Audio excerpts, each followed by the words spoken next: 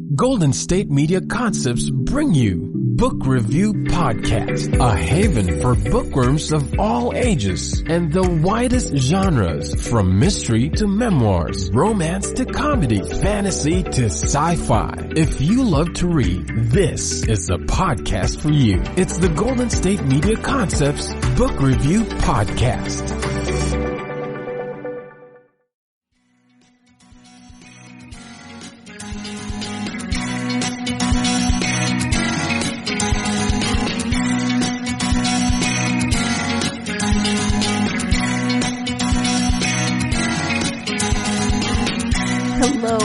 Welcome to the GSMC Book Review Podcast, brought to you by the GSMC Podcast Network. I am your host, Sarah, and I am wishing you a happy Tuesday. Hope you had a great weekend, and I hope that the week is getting off to a good start, whatever it is involving. I have, as I said at the end of the last episode, another author interview to share with you today. I am speaking with author Craig DiLouie about his newest novel. It's called Our War. It is a novel, and the President of the United States has been impeached but refuses to leave office. The country erupts into a fractured and violent war. 10-year-old Hannah Miller and her teenage brother Alex are just two of the many caught in the conflict, battling for different sides. On the front lines of America, they will have to make the ultimate decision behind the trigger. Now, that is a very brief description of a much more complicated book. This book is told from multiple points of view. It explores the complexity of what a civil war might look like in this country, in this day and age. And it explores the fact that nothing in that war would very likely be black and white. It explores what many civil wars involve, which is that families find themselves on opposite sides for various reasons, and it's just a really fascinating exploration of what it might look like to have a civil war in this country in our current era, which sounds, maybe a little depressing. It's not depressing though. It really is a fascinating read that talks of this story of what it would look like to have a civil war. And 10-year-old Hannah is kind of the linchpin in the story. There, as I said, there are multiple points of view, but Hannah's story is woven throughout all of those points of view, and we follow her as she experiences what is going on in her world. The war hasn't been going on long enough that she doesn't remember what the world was like before the war started and what her family looked like before the war started. So we don't, it starts after the war has started, the book does. So we don't actually see her life except in memories, but we understand what it's like to be a young child and to go from before the war, this sort of normalcy, and then the war happens, and there's a lot of tragedy, of course. And so we see Hannah as she grows and develops and moves through this cycle of really starting out as a child and unfortunately becoming a child soldier.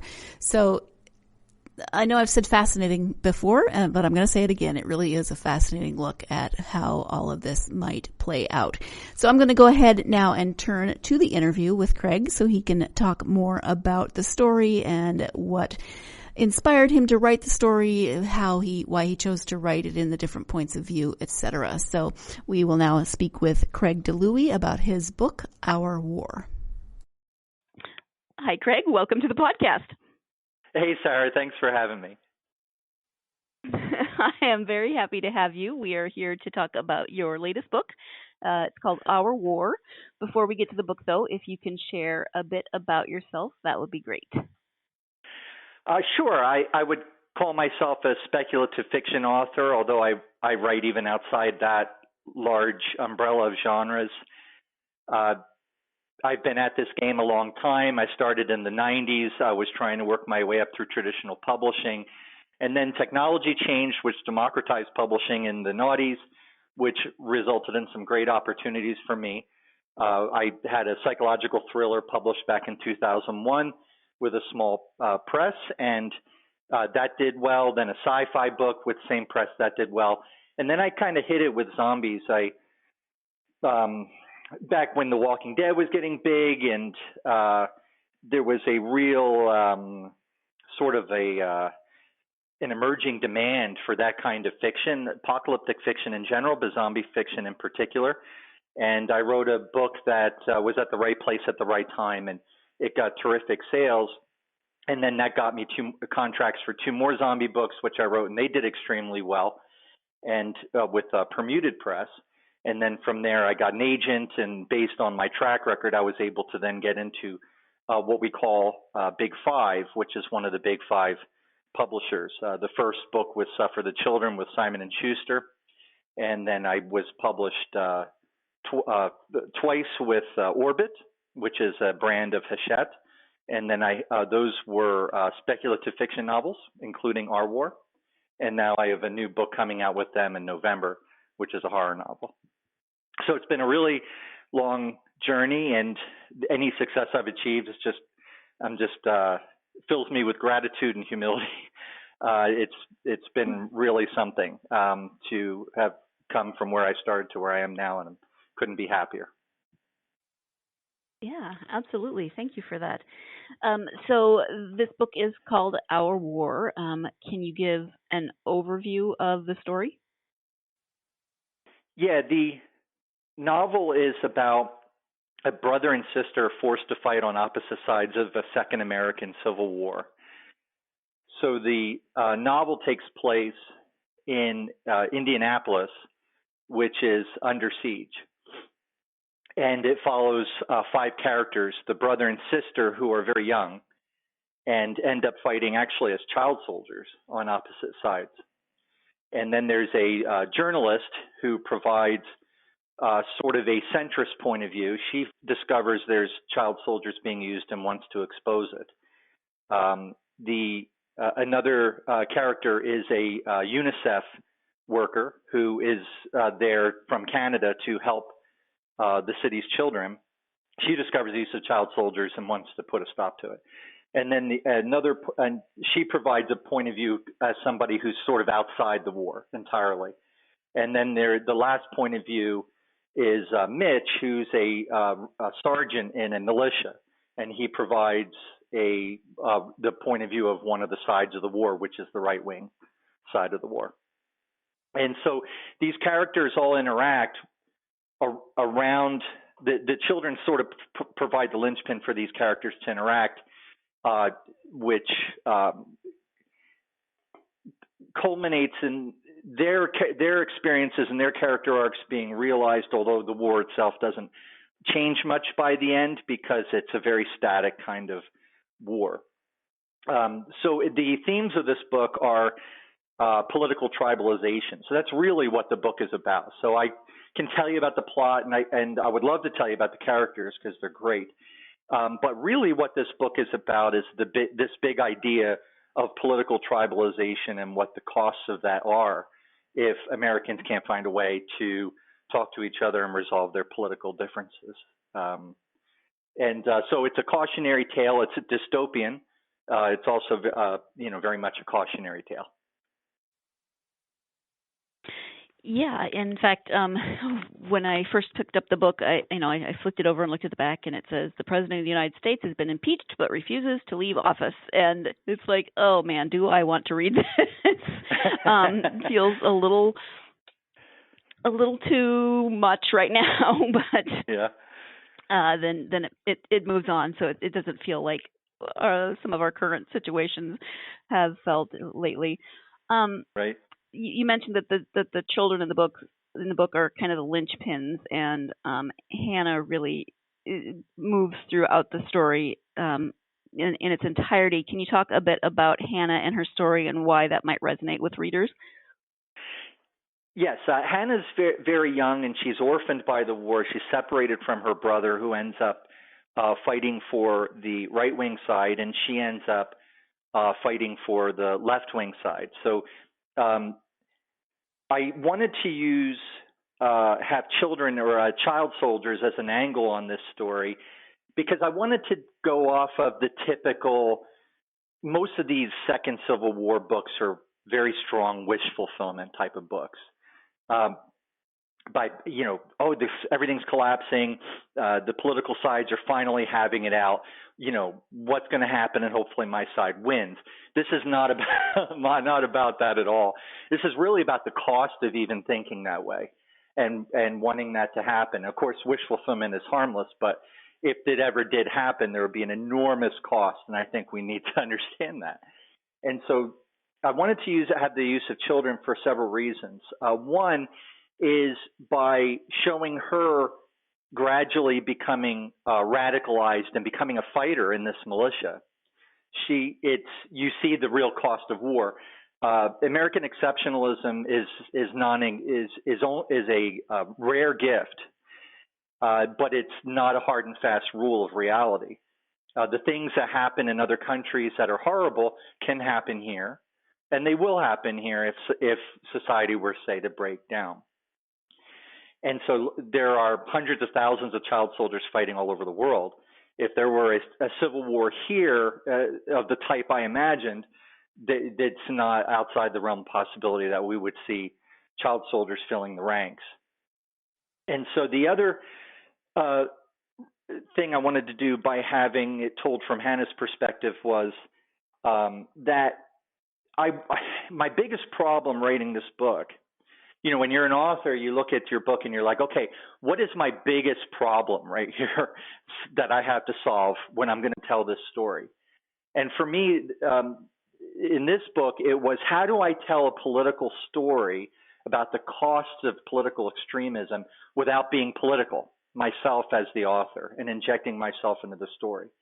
And so what I did with the two main characters is I had them tell their stories. They're being indoctrinated, and they're viewing all the politics, but it's really kind of meaningless to them. Really, the reasons they're there is because it's safe. Hannah feels warm and safe and loved in the militia, which ends up fueling something she wants to fight for, and that is her reason to fight. But really, all the politics is kind of a mess to her, and she doesn't understand why everybody's fighting. So those are the two. Those are the three main reasons why I use child soldiers,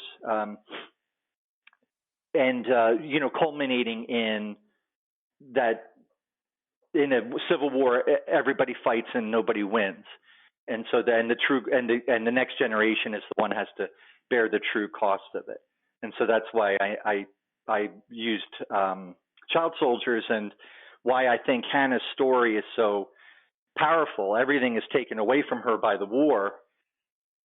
And sadly, she ends up giving herself even more to the war as a result. She becomes a true warrior growing up in it. Mm-hmm. Yeah, her story is a little hard to read at times, but it definitely gives you a different perspective and makes you think of what if this did happen here in North America and not somewhere else far off that we're kind of removed from it. Right. Yeah, the war as I imagined it is not what you would see. People think of Civil War, they're like, okay, so it's going to be like the last Civil War, North versus South. Probably not. Or they'll think, oh, I know what it is. It's going to be all the red states and blue states fighting. Probably not. Now, a conflict like that could happen if there was a issue of importance to states like slavery was, where the states ended up fighting over to settle that issue politically and then militarily. The political tribalism that's affecting America today, and where there's all sorts of talk about it, particularly on the right wing, about taking over state houses, fighting a civil war, getting ready for the Civil War. They're constantly rehearsing for the Civil War, and so that kind of civil war that would happen wouldn't be around a political issue of interest to states. It's a political issue of interest to just individuals who are forming networks. And they're already fighting this war in other ways. It's a Cold War, right? And if that war ever got hot, the war wouldn't be between states and states, in my opinion. It would be more like if you look at the electoral map, the country is basically a whole bunch of very blue islands in a deep sea of red. The cities tend to be liberal, the countryside tends to be conservative. And so if in what I had imagined in this novel is a civil war would look less like the last civil war in our country. It would look more like Bosnia in the 90s, their civil war, where the countryside fought the city and Sarajevo ended up under siege. And it was for the most part, a civilian war where the military either refused or could not act. And you had basically civilian militias forming, arming themselves and fighting it out in a war that's very somewhat low tech and very static. And so that was how I had imagined the war occurring. And so you can imagine this war is not in far off battlefields. This war is all around you all the time. And so it's much more horrific. It's much more dystopian. And in my view, it's somewhat realistic. A lot of people might say, that kind of war would never, or a war would never happen, A, and B, that kind of war would never happen. That's fine. It's just that I think that it would happen. If it were to happen, it would probably happen that way. It would just be waiting for the right catalyst. In this case, a president is impeached and refuses to leave office, and that president, being a hero to the extreme right. We're going to go ahead and take our first break of the podcast now. When we come back, we'll be talking a bit more about some of those characters, both main and secondary, some really strong and resilient and complicated female characters throughout the novel. So stay tuned. You're listening to the GSMC Book Review Podcast, and I will be right back. You really can't underestimate the importance of having the right creative work for your brand or your product.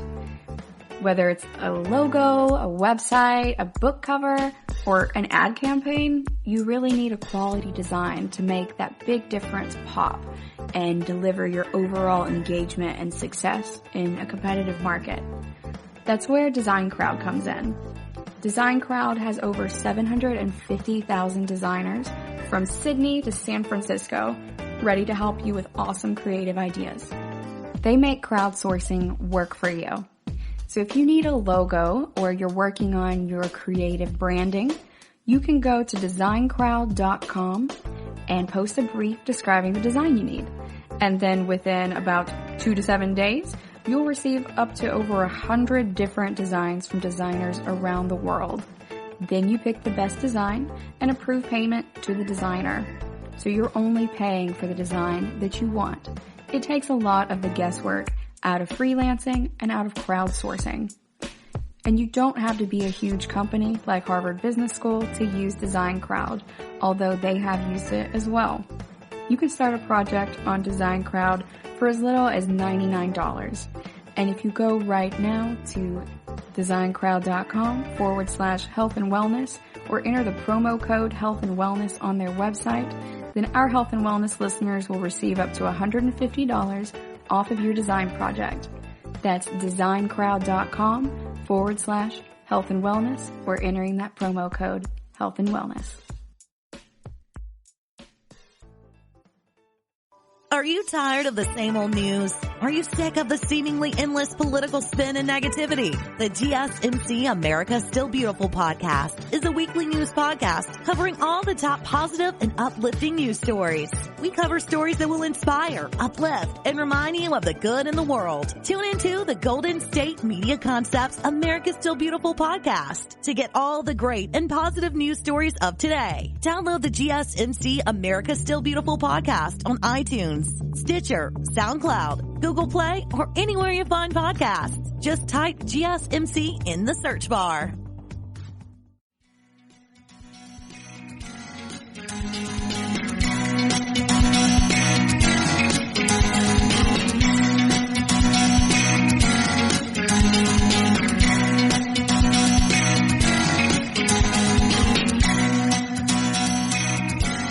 Welcome back to the GSMC Book Review Podcast. I am speaking today with author Craig DiLouie about his newest novel, Our War. Let's go ahead and return to that interview. And then I wanted to ask, you mentioned that it's told from 5 perspectives. Several of those perspectives are from, and some of the other, maybe more secondary characters are some very strong, very resilient women. And that was what kind of drew my attention. Did you go into the story thinking you were going to have these very strong, complicated women, or did that just kind of come from the telling of the story? Well, I knew that I wanted those characters to be, they had to be tough, or they wouldn't be able to function in this world.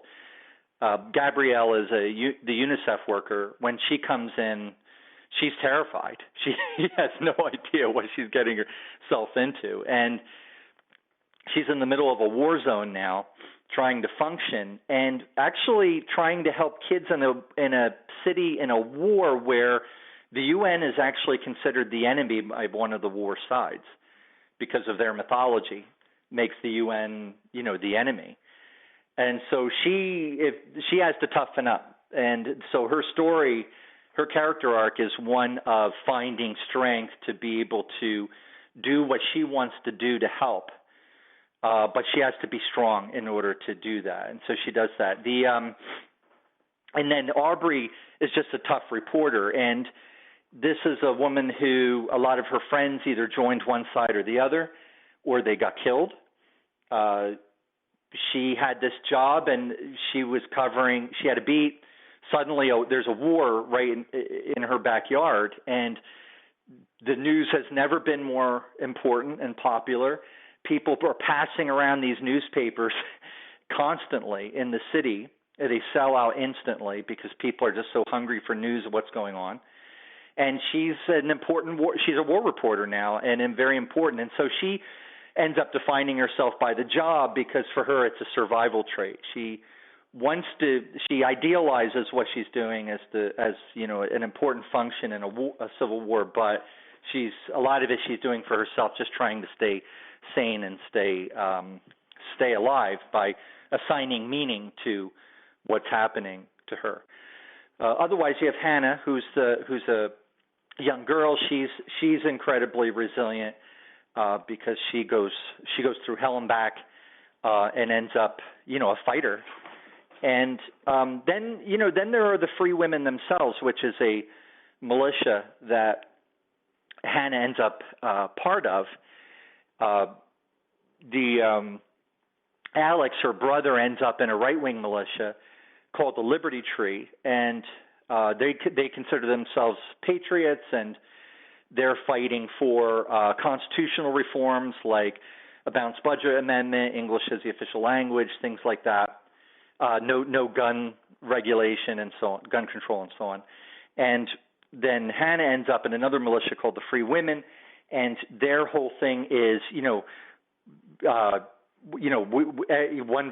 for all and all for one. They were a battered women's shelter. That's how they started. So for them, it's cultural and economic. They want, social justice, and they also want economic justice. And these two militias sort of solved my problem of how to write a political novel without being too political, just as I did by using child soldiers, having children, to show the cost of the war.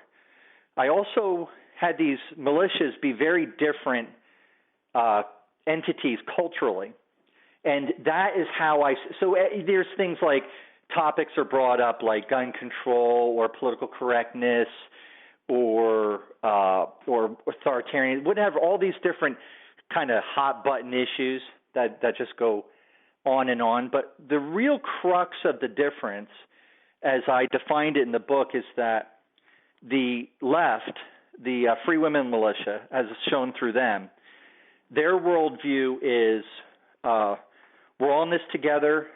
We're going to help each other out. If I have to give up something, I will give it up for the group. We're all about collaboration. We're all about supporting each other and solidarity and standing united. And then you have the other militia, the Liberty Tree, which Alex is a part of, Hannah's brother, their whole worldview is more like the world's a hostile and dangerous place. People are going to screw you over.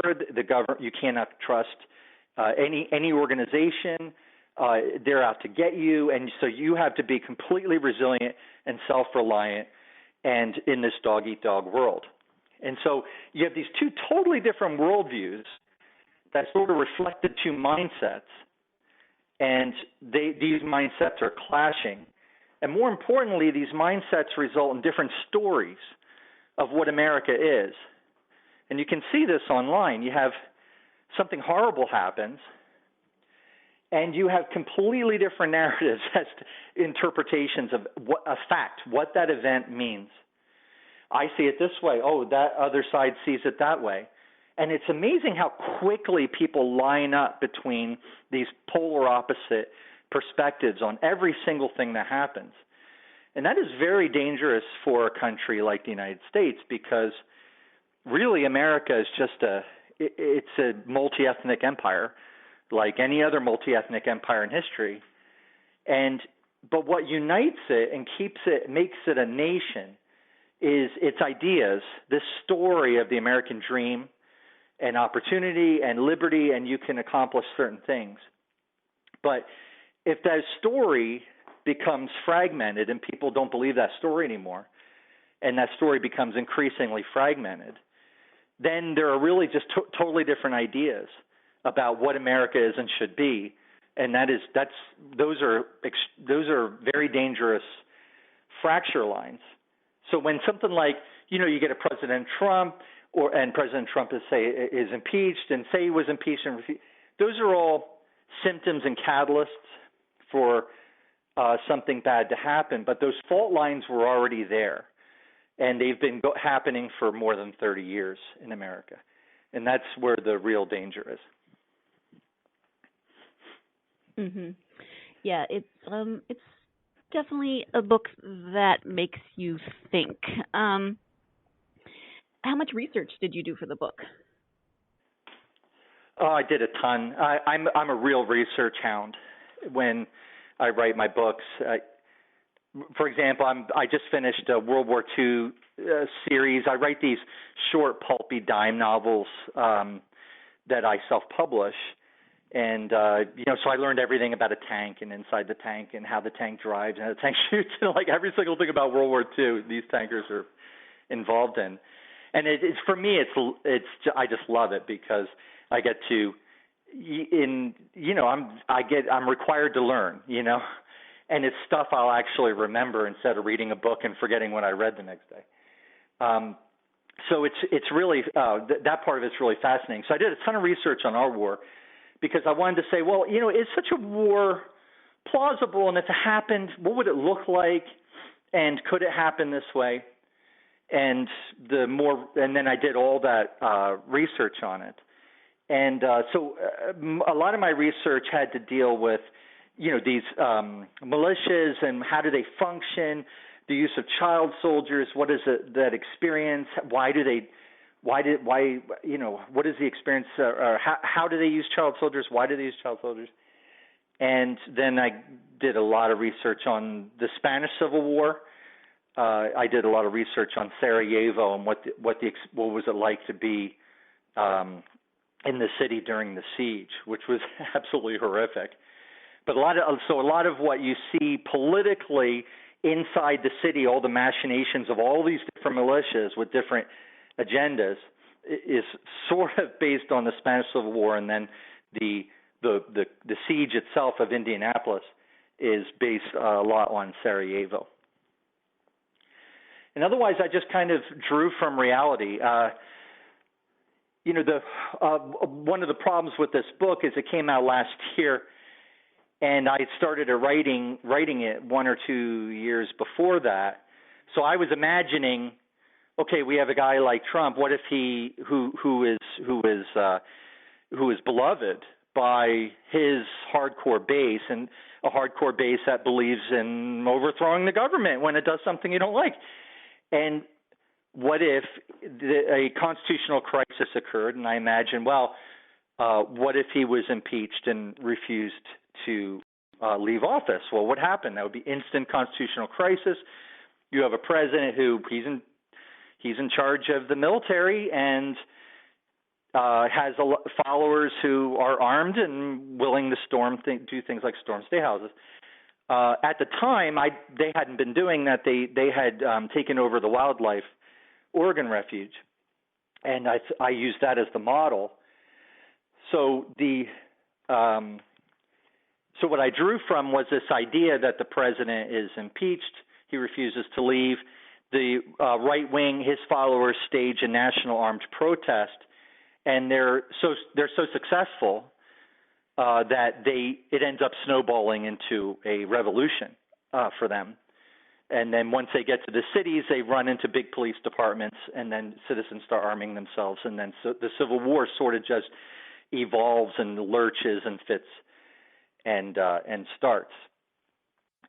So so a problem for me was when the book came out.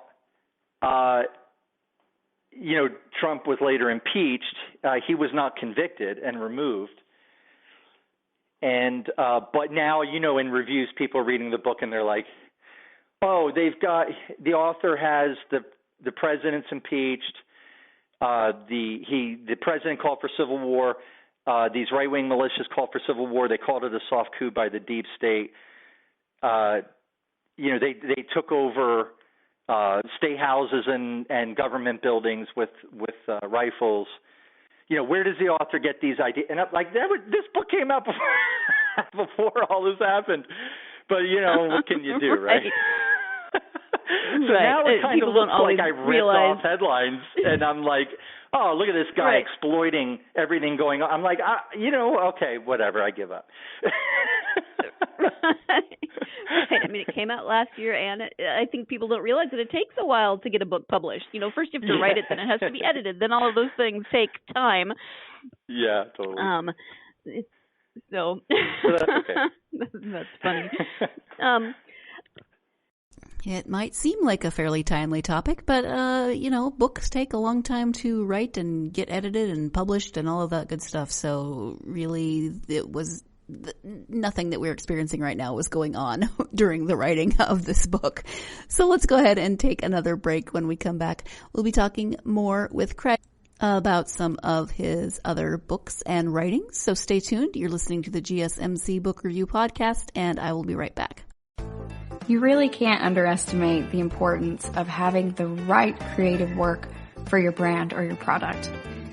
Whether it's a logo, a website, a book cover, or an ad campaign, you really need a quality design to make that big difference pop and deliver your overall engagement and success in a competitive market.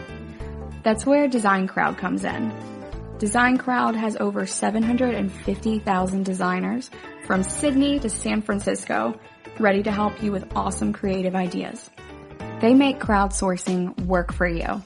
So if you need a logo or you're working on your creative branding, you can go to designcrowd.com and post a brief describing the design you need. And then within about 2 to 7 days, you'll receive up to over 100 different designs from designers around the world.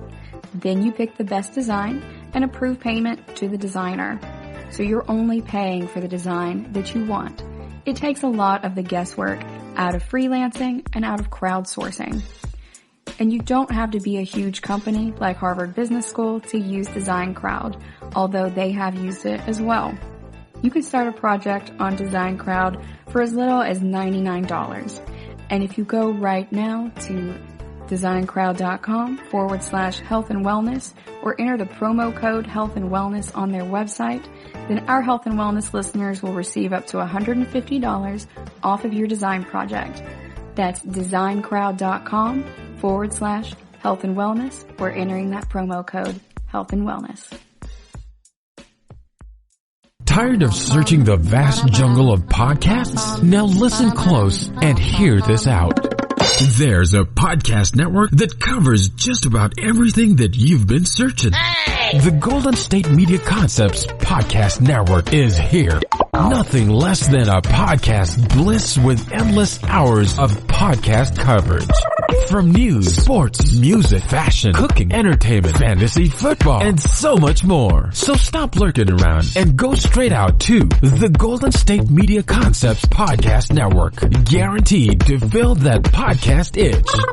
Whatever it may be. Visit us at www.gsmcpodcast.com. Follow us on Facebook and Twitter and download us on iTunes, SoundCloud, and Google Play.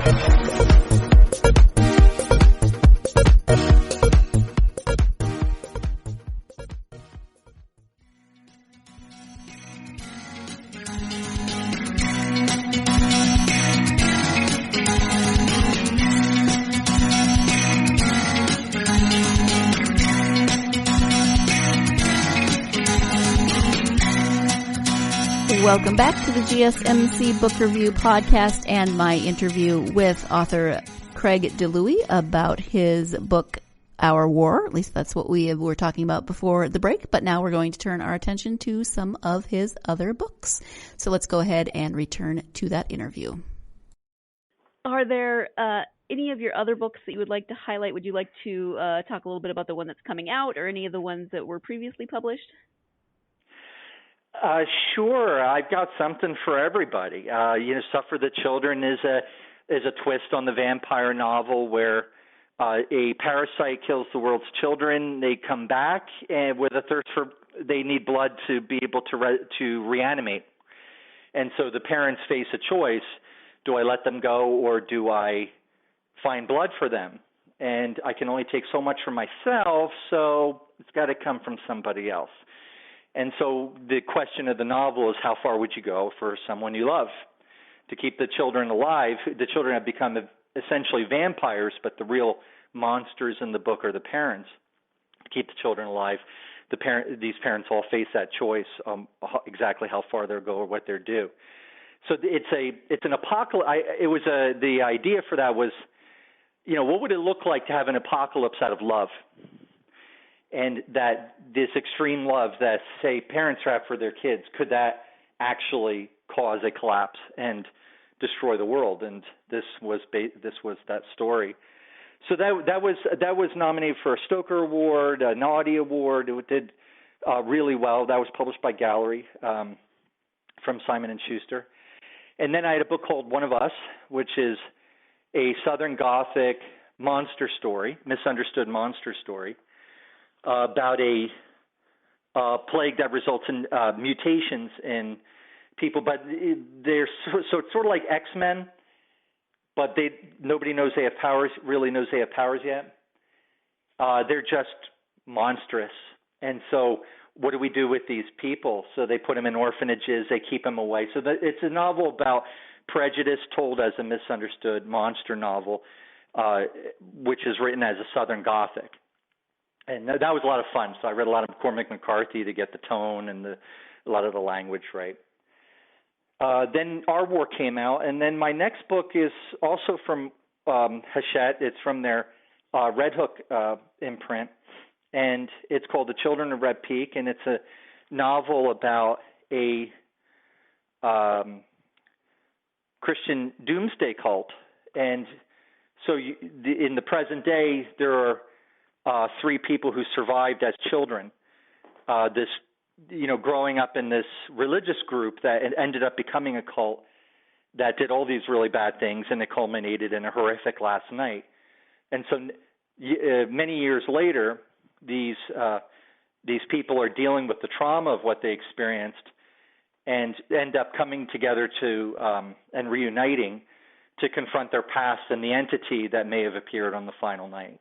And so they're going to have to go back to Red Peak to confront all that and solve the mystery. And so that, it's very. That's when I write these books, I try and have a big idea in mind, a theme, which is really helpful when you're writing to have that in mind from the get-go, so it comes out organically. And so you don't graft it on and hit people over the head with it, but you should always trust your reader to come up with things, to get it, and to come up with things on their own. And to show your hand as little as possible as the author what you believe. And so for the Children was about love. One of Us was about prejudice and hatred. Our War was about political tribalization. And then this next novel is going to be about belief and memory. And otherwise I have, I write these little dime novel series, World War II series that sell extremely well. Did a series called Crash Dive that culminated last year in the last episode. And that was, it's like Horatio Hornblower on a submarine fighting the Japanese in World War II. But it's sensational action, but with really gritty, grounded realism, which is sort of a signature of my books. I like to do the research and make it as gritty and realistic and grounded as possible so that all the fantastic things can happen and they're more believable. And then I rolled out Armor, which is my tank series that just came out this year. So that's all I got, but it's plenty. And right now I'm working on a book called Homecoming, which is about a future war with China in the Pacific. All right. So it kind of sounds like you just start with the question of what if and go from there. Yeah. Great. So is writing something that you've always wanted to do, or you said you've been writing since the 90s. Is it something that you'd always thought you would try, or is it something that came about in a specific way? Yeah, absolutely. I wanted to be a writer from a very, very young age. And at the age of 9, I was, I got in big trouble for this, and rightfully so, but I was tape recording my mom on the phone so I could get dialogue. And I was typing it up to get dialogue. Oh, no.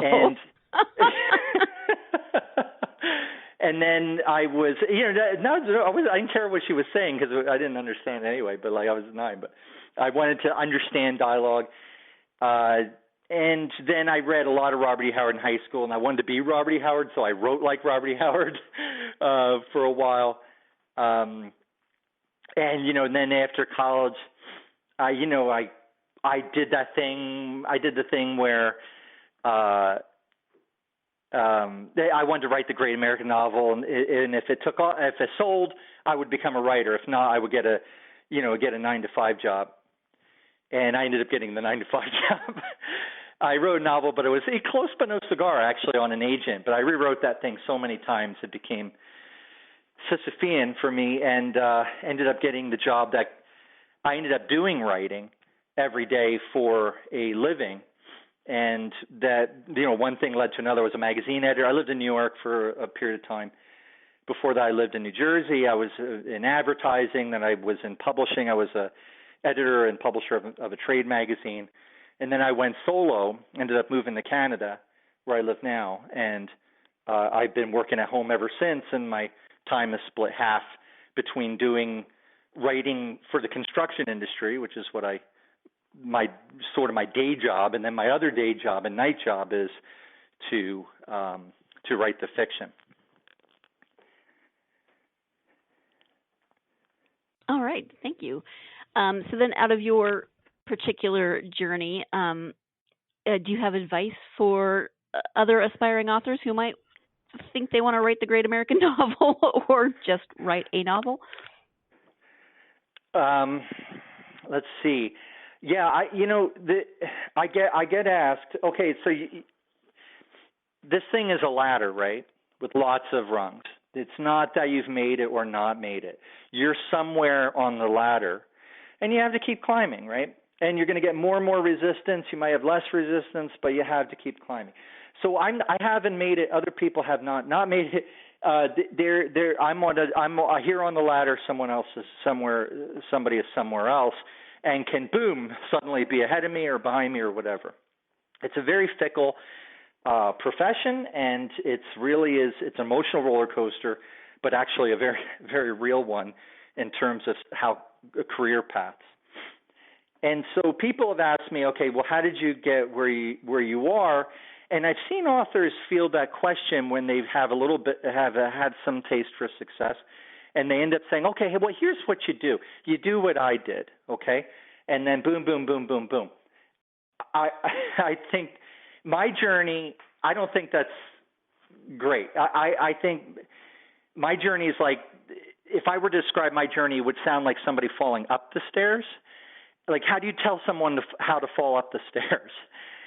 So what I can tell people is what you need to do is just, if you really want this, it's something you have to do.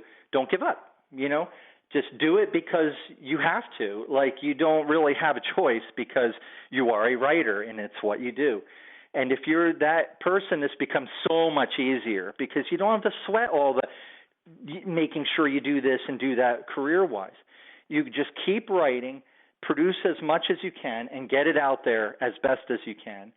And then you have to trust in, a certain X factor, which is something hitting. I'd had 2 small press books published before my zombie stuff came along.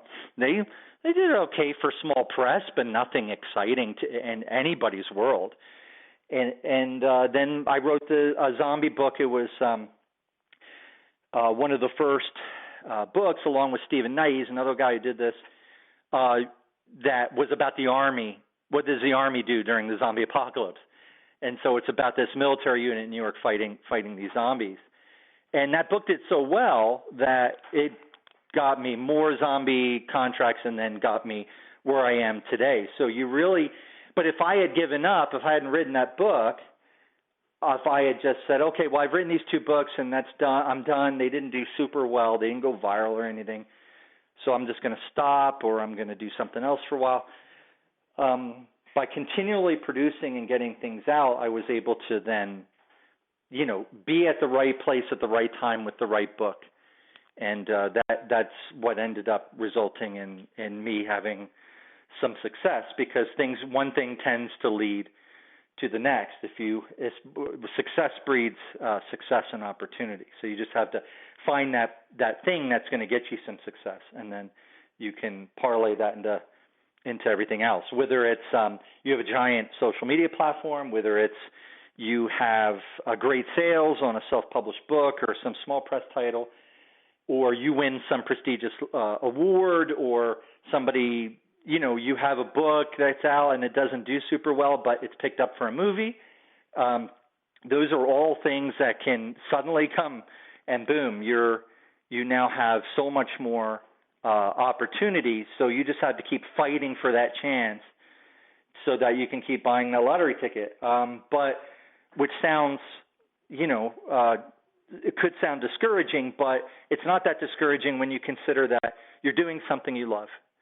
Either way, like all the books I wrote, I didn't write because I was like, I'm going to be famous, I'm going to be rich. I wrote them because I love writing, and I wanted to do that. 2 other things I would tell writers who are working their way up the ladder, which is, one, networking can be really helpful.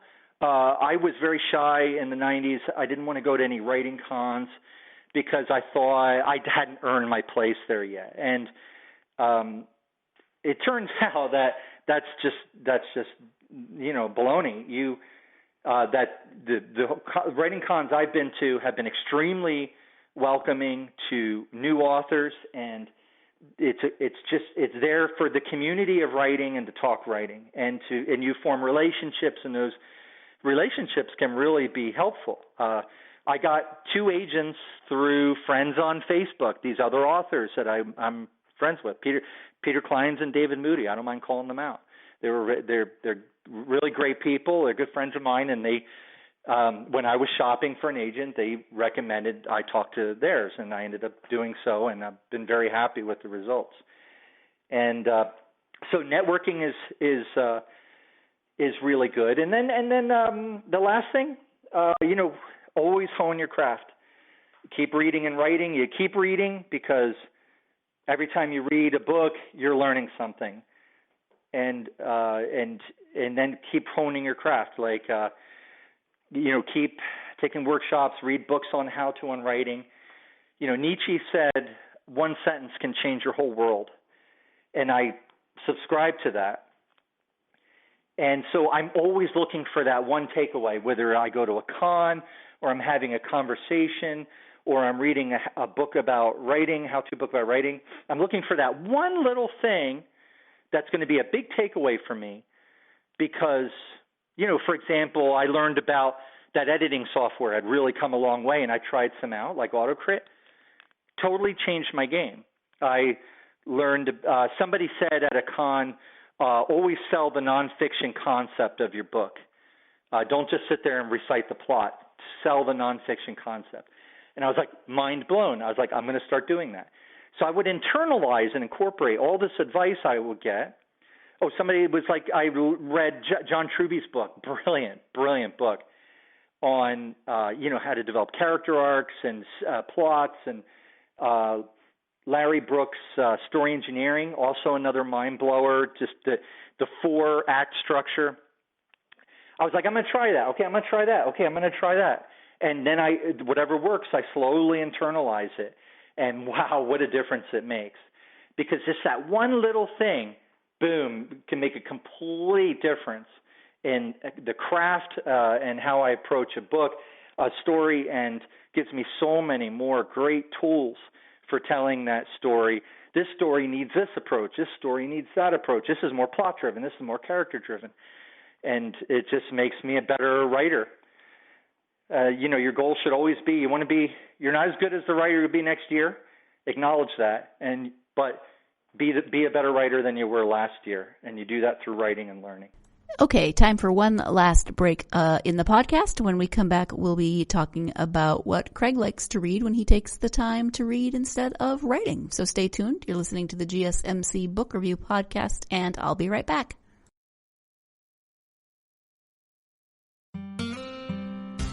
Pets bring such joy to our lives, and the GSMC Pets Podcast is here to share in that joy. We'll tell stories of pets finding their forever homes, acting in unexpected ways, being helpful, or just being silly.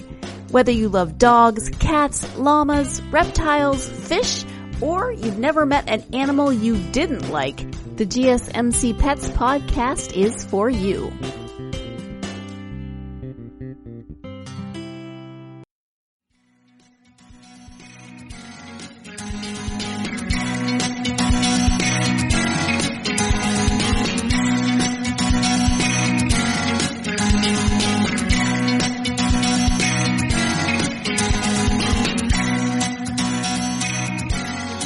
Welcome back to the GSMC Book Review Podcast and the conclusion of my interview with author Craig DiLouie. You mentioned reading. So when you read for yourself, do you have favorite genres or authors? Yeah, I tend to read. I have a fault or a strength. I can't tell which is when I'm writing something, I tend to read in that genre. Just to stay in the mood. It keeps me tuned. I'm picking up how other authors are approaching a similar topic, so I can avoid see what worked and what didn't, kind of thing. And so I'm working on this book about a civil war in China. I'm reading tons of books about being a naval aviator, flying the jet, books by and about aviation, tons of that. But when I read for more straight up pleasure, just for me and not a project, I tend to read, I like apocalyptic, I like speculative fiction in general. I like anything where there aren't hard and fast rules and it's not right by numbers. It's more, ideas that are going to challenge me. I also like authors that are going to teach me something. So like Chuck Palahniuk blew my mind back in the day, because he brought such a unique style, like such an interesting style, unique to me. I had never seen it before. And I just thought it was terrific. Cormac McCarthy, the same thing. with The Road and Blood Meridian. Like, wow, like crazy book. Elmore Leonard teaching me about dialogue. I would just fall in love and just read a whole bunch of books from certain authors that were teaching me something, and I was learning it, but through osmosis, what works and what doesn't work here. But when I read other stuff, I tend to gravitate to speculative fiction because I like big ideas and something that really stimulates me. I just don't feel empathy. I don't feel excitement and interest, engagement with the book, but I'm also titillated by some connection or some big idea. A great example of that is Naomi Alderman's The Power. I hope I have her name right. But anyway, The Power is the book, and it's about it's a speculative fiction novel. In the near future, women start to discover they have this nascent genetic ability that's now waking up, where they can administer electric shocks through their hands. And suddenly, women are now the stronger sex. And what does that mean? They can hurt you at will. And so you have what Alderman imagines is this whole dramatic reversal that you feel kind of like good and then bad, because it's good in that you see women in these situations where they're being hurt or exploited, and they're standing up. They're fighting the government of Saudi Arabia, for example, that wouldn't let them drive. Now they're like, nope, we're in charge. But then you start to see, Alderman did this really brave thing, which is she could have just pandered, right? She could have just gone with that concept, and then justice is done and the world's a better place. Instead, she brilliantly examined the power dynamic and said, okay, so women are now the stronger sex. They're now in charge. Far ahead of now and into that future, they are now, you see evidence that they're behaving like men used to behave, the worst of it, because they now have the power. And I just thought that was such a great follow-through with the concept. And so it's books like that like when I close the covers, I want to think about it. I just don't want to be like, wow, I really felt something. I like that story. That was really well written, et cetera, et cetera. It'd be great if there were some big idea I could think about. I mean, those are your biggest dream as an author is you want someone to talk about your book after they close the covers to a friend, right? So you want them to enjoy it as an artist, but as a business person, you want them to tell their friends about it or write a review or just talk because they're still thinking about it. And so those are the books I like the most, where there's some great idea that afterwards I'm talking about it with people because it really affected me and it really stuck with me. Mm-hmm. So I know you have a website. If you could tell people your website as well as where they might be able to interact with you on social media. Yep, I'm at CraigDiLouie.com, DILOUIE.com, and I blog about books I'm reading, movies. There's a lot. If you like genre, speculative stuff, genre stuff, whether it's movies, TV shows, and the like, I do mini reviews, and nothing super deep or intense or anything like that. But you might find things there you haven't seen before, and if you don't like my fiction, you'll find something else you like maybe. So I would encourage people to go there. I have a mailing list. I only bug you when a new release is out, and otherwise I'm on Facebook and Twitter, and pretty much Facebook is the main thing I do. I find that social media is like kind of a time sink, and I've seen some authors, the way to really interact with it, to try and get eyeballs and people interested in your fiction is to, just create this persona and work it, and it just feels alien to me.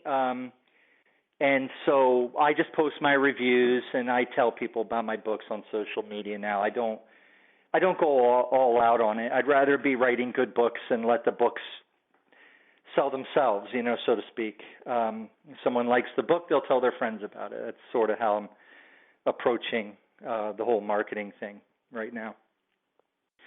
So that's where I am. I'm on I'm a little bit on Twitter, mostly on Facebook, and I'm on and then I have my own website. And I'd love to hear from your readers. Thank you so much. Your listeners. And and that would be a great ending note, which is if you want to check out my stuff, I'd love that. If you have favorite authors, any readers out there, write to your favorite authors. They'll love to hear from you.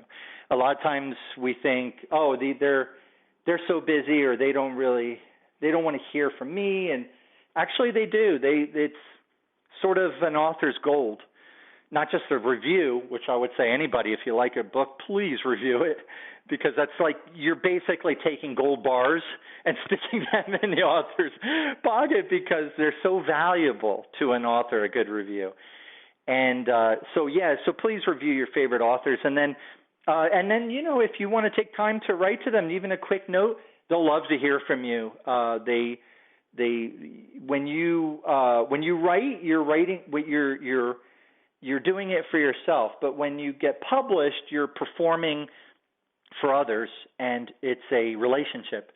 It's a loop, and it's just great to see that feedback from people. It's so gratifying for an author, and I think that a lot of readers, they really, if a book touches them, it can be really powerful. And if they reach out to an author and that author responds, I think it's real nice for them too, to say, I admire someone, and they reach back to, back out to me. And so that would be something I would strongly encourage everybody to do. All right. Well, thank you so much for taking the time to speak to me about your books and writing. I really appreciate it. Thank you. It was great to be here. I appreciate it. Thank you once again to Craig for taking the time to talk to me about his newest novel, Our War, along with some of his other books and his forthcoming book that's coming out this fall. Thank you to him. Thank you, as always, to you, my listeners. I so very much appreciate it. Yes, I know I say that every episode because it's true every episode.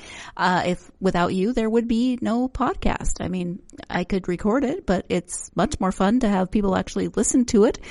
If you are a fan of the podcast, as always, I would like to ask you to please give us a nice review, whether that's 5 stars or a written review. Those reviews help immensely in order for us to get the podcast out to more bookworms like yourselves. So thank you in advance for doing that. You can also follow us on social media, GSMC Book Review Podcast, or GSMC Book Review, Facebook, Twitter, and Instagram.